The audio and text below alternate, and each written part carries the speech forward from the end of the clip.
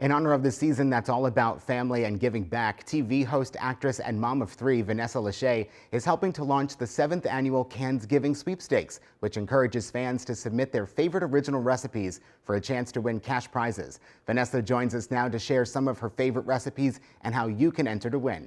The iconic Libby's Fruits and Vegetables brand is launching its annual CansGiving sweepstakes with help from TV host, actress, and mom of three, Vannesa Lachey.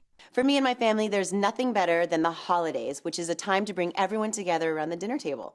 And with Thanksgiving just around the corner, that means the iconic Libby's Fruits and Vegetables brand is launching its annual CansGiving sweepstakes. For the 7th consecutive year, Libby's invites you to enter by submitting a simple yet delicious recipe made with their fruits and vegetables products for family and friends to enjoy this Thanksgiving season. You may even win a cash prize. Thanksgiving is my family's favorite holiday. I love cooking for our family with recipes using Libby's fruits and vegetables, since most of the prep is already done for me. There's no need for peeling, chopping, or dicing. I just open a can from my pantry and I get to cooking.